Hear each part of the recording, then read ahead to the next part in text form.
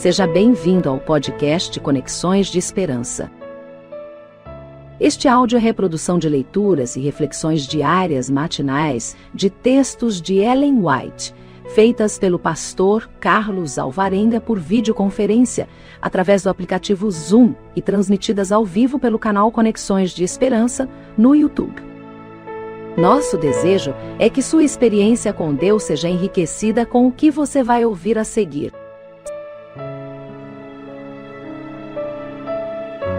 Hoje, as nossas considerações estão baseadas no capítulo 10 do livro Fundamentos do Lar Cristão. Nós lemos assim: tenho recebido cartas de mães contando suas provações no lar e pedindo o meu conselho. Um desses casos serve para ilustrar muitos outros. O marido e pai não é crente e faz de tudo para tornar mais difícil para a esposa a educação dos filhos. O marido é um homem profano, vulgar e abusivo em sua linguagem para com a esposa, e ensina os filhos a desacatar a autoridade da mãe.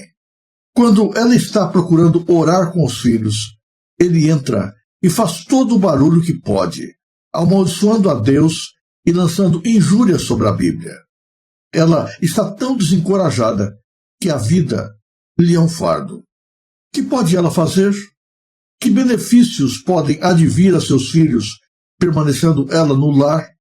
Ela tem sentido um enorme desejo de fazer alguma coisa na vinha do Senhor e pensa que deve ser melhor abandonar a família do que permanecer no lar, pois o marido e pai está constantemente ensinando os filhos a desrespeitá-la e desobedecer-lhe. Em tais casos, meu conselho é: mães, sejam quais forem as provas que vocês forem chamadas a enfrentar, através de pobreza, de feridas da alma, de atitude dura e tirânica do marido e pai, não abandonem os filhos. Não os deixem sob a influência de um pai ímpio. Sua obra é contrafazer a obra do pai, o qual está evidentemente sob o controle de Satanás. Eu sei que você tem provações, mas alguma coisa existe revelando um espírito de impor em vez de atrair. Seu marido precisa ver diariamente um exemplo vivificante de paciência e de domínio próprio. Faça todo o esforço para agradá-lo, sem sacrificar com isso um só princípio da verdade. Cristo requer em seu serviço a entrega do ser completo: coração, espírito, mente e força. Dedicando a Deus o que Ele pede, estará você representando no caráter. Que o seu marido veja o Espírito Santo operando em você. Seja cuidadosa e atenta, paciente e tolerante. Não procure impor a verdade. Cumpra seu dever como esposa e você vai ver que o coração do marido será impressionado. Suas afeições não necessitam ser negadas a seu esposo. Mostre-lhe todo o agrado possível. Não permita que sua fé religiosa a afaste do marido. Conscienciosamente, obedeça a Deus e agrade a seu marido em tudo o que puder. Deixe bem claro que você ama Jesus e nele confia. Dê a seu marido e aos amigos crentes e incrédulos uma prova de que você deseja que vejam a beleza da verdade. Mas não fique demonstrando essa penosa e aflitiva ansiedade que muitas vezes arruína uma boa obra. Não permita jamais que uma só palavra de reprovação ou censura caia nos ouvidos do seu marido, ainda que você passe muitas vezes por dificuldades. Não mencione essas provas. O silêncio é eloquência. Palavras precipitadas apenas farão aumentar a sua infelicidade. Mostre-se contente e feliz. Leve para dentro do seu lar toda a alegria possível e expulse as sombras. Permita que os brilhantes raios do sol da justiça iluminem a sua vida. Então, a fragrância do cristianismo autêntico atingirá toda a família. e não será necessário demorar-se em coisas desagradáveis que muitas vezes não têm verdade em si. Você tem agora uma dupla responsabilidade, visto que seu marido afastou-se de Jesus. Sei que deve ser demasiado penoso permanecer só, no que respeita a cumprir a palavra. Mas quem sabe, esposa, se sua coerente vida de fé e obediência não irá trazer de volta à verdade o seu marido?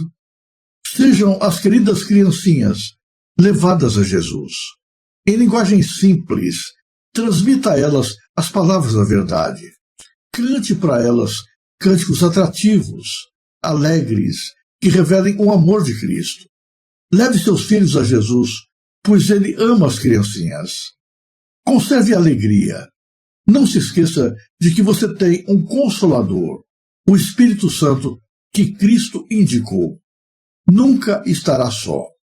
Se ouvir a voz que agora lhe fala, se responder sem demora às batidas à porta do seu coração, dizendo: entra, Senhor Jesus, para que eu ceie contigo e tu comigo, o hóspede celestial entrará. Quando esse elemento, que é completamente divino, habitar em você, haverá paz e descanso. O lar, onde Deus não é adorado, é como um navio no meio do mar, sem um piloto ou sem leme. A tempestade o aflige e sacode, e há o perigo de que todos a bordo venham a perecer. Considere a sua vida e a vida de seus filhos como preciosas por amor de Cristo, pois terá de encontrar-se com eles e com seu esposo ante o trono de Deus. Seus firmes princípios cristãos não devem ser enfraquecidos, porém fortalecidos mais e mais. Quanto mais o seu marido se mostrar perverso, quanto mais fortemente ele se lhe opuser, mais fiel e coerente firmeza cristã você deve revelar. E então, seja o que for que ele possa dizer, no coração e na razão, não lhe pode senão respeitar, se tiver um coração de carne. Foi-me então mostrada sua nora. Ela é amada de Deus, mas mantém-se em servil cativeiro, tremendo, temendo, desalentada, duvidando e muito nervosa. Essa irmã não deve sentir que precisa render sua vontade a um jovem sem Deus, com menos idade do que ela. Ela deve lembrar que o casamento não destrói sua individualidade. Deus tem sobre ela direitos, mais altos que quaisquer direitos terrenos. Cristo comprou-a com o seu sangue. Ela não pertence a si mesma. Ela deixa de pôr sua inteira confiança em Deus e aceita render suas convicções, sua consciência a um homem opressor, tirânico, animado por Satanás, sempre que sua satânica majestade possa atuar com eficácia por seu intermédio para intimidar esse coração esquivo e tremente. Tantas vezes tem ela sido posta em agitação que seu sistema nervoso está destroçado e ela não é mais que uma ruína. Seria a vontade do Senhor que essa irmã esteja nesse estado e Deus fique sem seu serviço? Não. Seu casamento foi uma armadilha do diabo. Contudo, ela deve agora fazer o melhor possível.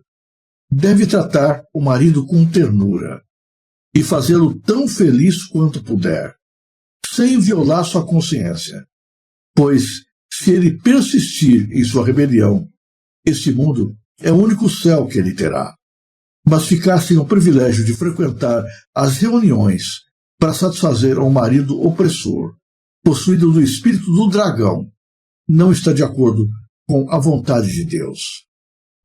Jamais deveria um homem permitir que a esposa ou o lar lhe afastassem os pensamentos de Cristo, ou levassem-no a recusar aceitar o gracioso convite do Evangelho. Irmão K., você está muito desanimado, mas necessita ser fervoroso, firme e decidido em cumprir o seu dever em família, levando-a consigo se possível. Você não deve poupar esforços para convencê-la a acompanhá-lo na jornada para o céu. Mas se a mãe e os filhos não escolherem acompanhá-lo e procurarem desviá-lo de seus deveres e privilégios religiosos, você deve prosseguir, ainda que tenha de ir só.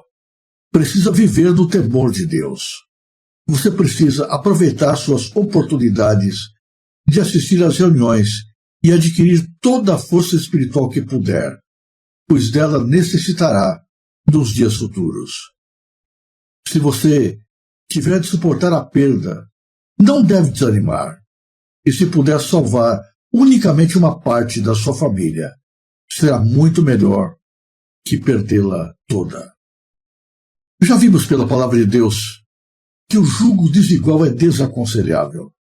Existe maior probabilidade de as coisas darem errado quando as pessoas que se unem têm uma visão de mundo diferente, têm um direcionamento diferente do seu coração, têm buscas e desejos diferentes, aspirações diferentes quanto à vida espiritual. Vai ser muito mais difícil ir para o céu num lar dividido espiritualmente. Não existe comunhão nem ajuda mútua no jugo desigual.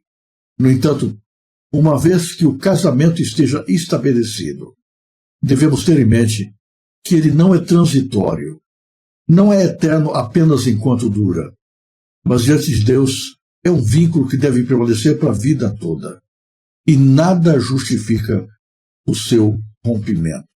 Isso não significa que a pessoa deve submeter-se a toda classe de abusos, submetendo-se a todos os caprichos e vontades do cônjuge incrédulo. A Bíblia é muito clara que aquele que amar qualquer coisa ou qualquer pessoa, em qualquer circunstância, mais do que Jesus, não é digna dele. Em primeiro lugar vem a vontade de Deus, a sua palavra, a relação com ele, a vida espiritual, a busca da salvação mediante a graça de Jesus. Então, depois de Jesus, seguem todos os outros relacionamentos. Em primeiro lugar, sempre a vontade de Deus. Ninguém deve abrir mão de ser fiel a Deus pela imposição de uma esposa ímpia ou de um marido não convertido. Cristo vem primeiro. Mas uma vez tendo colocado Cristo em primeiro lugar, decidido fazer dele o centro, a base da vida, o primeiro e o mais importante em todas as coisas, cumpre agora ao cônjuge cristão ser o melhor tipo de pessoa que alguém poderia ser nesse mundo. Justamente por estar vivendo num lar dividido, tem o cônjuge que segue Jesus obrigação muito maior de ser muito mais parecido com Cristo do que em outra circunstância qualquer. Cabe-lhe agir com mais bondade, com mais ternura, com mais resignação, com mais entrega, com mais determinação, para que não haja nenhum motivo, nenhuma alegação, nenhuma justificativa para que o cônjuge incrédulo aponte a religião como causa de conflito e de problemas e encontre no relacionamento qualquer desculpa para não entregar seu coração para Jesus Cristo. Cabe ao cônjuge fiel ser muito mais dedicado e amoroso. Cabe a ele andar a segunda, a terceira e várias outras milhas, tendo em mente que talvez o seu comportamento, a sua ação, a sua maneira de ser, pode ser a única oportunidade que esta pessoa terá para encontrar Jesus e para entregar seu coração para ele. O objetivo de cada cônjuge que convive com alguém que não ama a Jesus é fazê-lo tão feliz quanto possa fazer, mesmo que não receba o mesmo tratamento em troca. Eu sei que isso é complicado. Nós tendemos, como seres humanos, a reagir na mesma altura, a pagar com a mesma moeda com que somos tratados. Mas cabe a quem vive numa situação assim testemunhar não apenas com palavras, mas acima de tudo com o seu comportamento, com a sua vida, com a sua lealdade, com as suas ações de tal forma que, ainda que queira, essa pessoa não encontre qualquer razão, qualquer motivo, qualquer justificativa para condená-la, para culpar a sua fé por qualquer deslize ou fraqueza. E certamente, ao agir assim, estará dando espaço para que o Espírito Santo trabalhe no coração.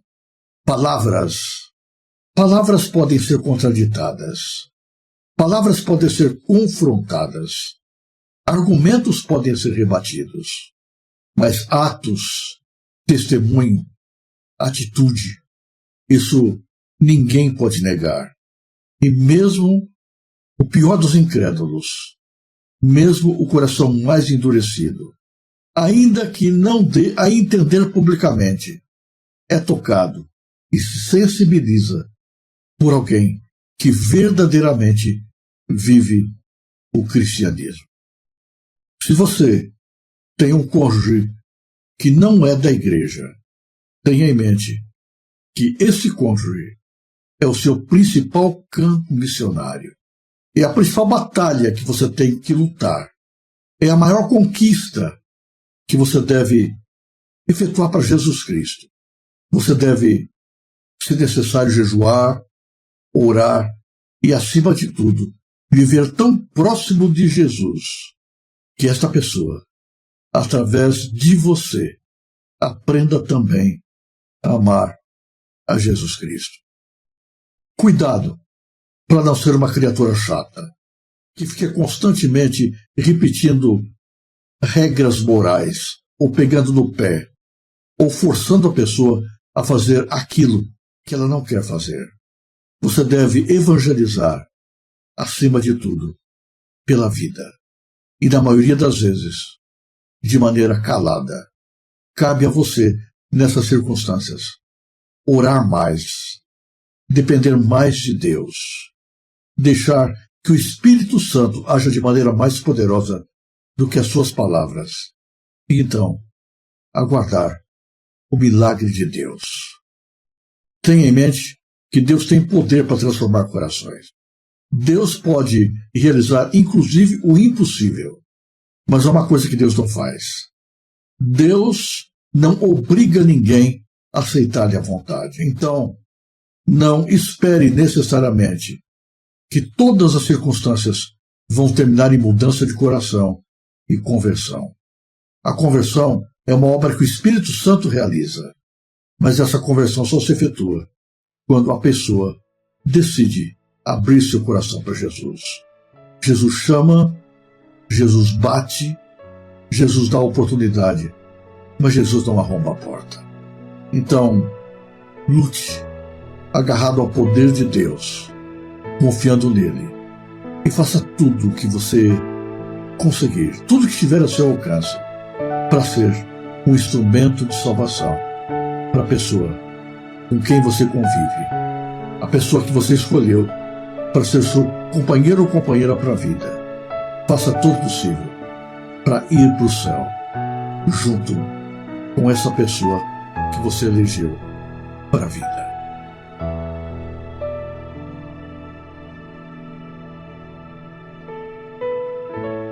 Se você apreciou este áudio, inscreva-se no canal para continuar conosco nesta jornada de crescimento espiritual. E se puder, não se esqueça de compartilhar com outras pessoas.